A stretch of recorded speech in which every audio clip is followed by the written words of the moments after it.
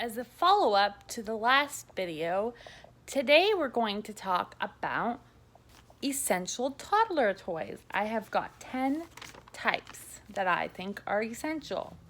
The first is a nesting / stacking toy. These can be cardboard boxes, plastic containers, nesting dolls, wooden Grimm's boxes. You can find them at a variety of different price points. The second one is a posting toy. So this is a very easy DIY. Posting is basically just putting something inside of something else. So think I'm posting a postcard into the mailbox.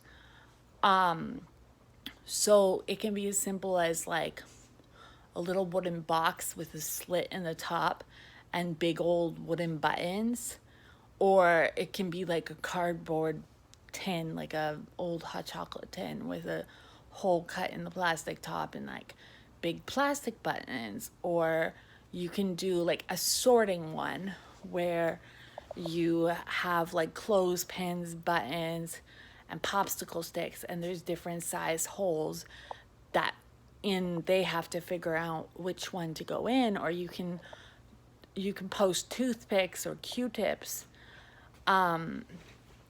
or you can get like a shape sorter or a coin box. Like that's really expensive, and go that route. Whatever works for you. The third is a pull toy. So like, you know, those little like wooden ducks on a rope that you pull around, or like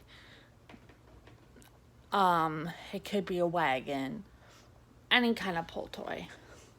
Next is a doll. Now I would suggest a Waldorf doll. Waldorf dolls are very simple in the face. They don't really have a face because you want to be able to imagine any emotion or any activity on that face. Like the doll is laughing, the doll is crying, the doll is awake, the doll is sleeping, whatever. You want to be able to imagine it. And that's more in the preschool years when you're going to play more open-ended play.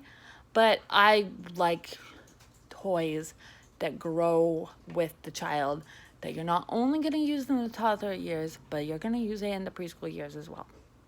Which goes to the next one, which is blocks. Now for the toddler years, I would suggest some simple wooden blocks, and they can be used on into kindergarten and beyond. But I would say, and I will make a video about preschool and kindergarten toys, but I will say at the cusp where you're like exiting toddlerhood and like entering preschoolhood, that like 2-3 years old age, I would highly suggest magnetic blocks if you can afford them. They come in like the wooden ones. There's like the chunky wooden ones by Tegu, and there's the flat wooden ones by Earth Tiles, and then there's the magnetic plastic blocks by Magna Blocks or Picasso, or I don't know, there's a couple different brands of them. But the reason I suggest these is because once they get to the stage where they're building complicated structures, but they're not super fine motor savvy yet, and they find maybe it might be discouraging to just build with wooden blocks, that they might fall down when they didn't mean for them to fall down. And the magnetic blocks have more structure to them. But in the early toddler years, you're going to want simple wooden blocks because they'll want to knock them down, and that'll be a little harder to do with the magnetic blocks. The other thing you're going to see them doing with their blocks, and I'll talk about this more when I get into a video about schema, but the other thing you're going to see is the enclosing schema, which is basically just taking the wooden blocks and taking like a toy animal or a toy car and making like a little fence, like a little box to put the thing in. And that's a simple thing that's probably easier to do with just simple wooden blocks than with the magnetic blocks. Next is cars. And this is great because the wheels rotate and little kids will just be fascinated with that, and they will just push them back and forth. And then, you know, when you get older, you can get into like building ramps and stuff and building roads to drive them on. So it's another great toy that goes up through the years with the child.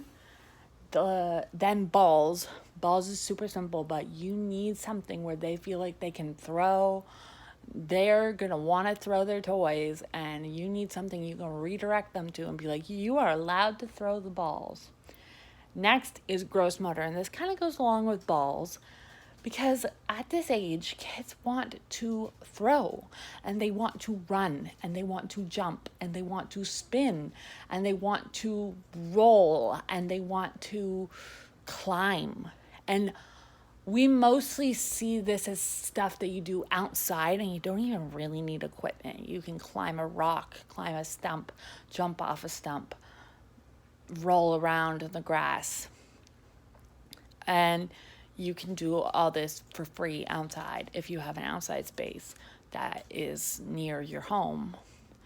But if you have the money and the space, I would highly recommend getting gross motor materials like a swing, an indoor swing, an indoor climber, like a pickler triangle. You could even go like the cheap route and just get couch pillows, kind of like the Nugget, but the cheap version of the Nugget is just have a bunch of couch pillows that they can build structures that they can climb on. And just allow gross motor play in any way that you can because they need it at this age. And the last one is transporting, which is again another schema, but it's basically just the need to move things around and carry things around. So the fancy toy version of this is like a wagon or a shopping cart, but the simple DIY version is like a little basket or an old purse that you get at a thrift store, and you just give it to the child and let them carry their toys around in it. So there you have it, my top 10 essential toys for toddlers. Thank you.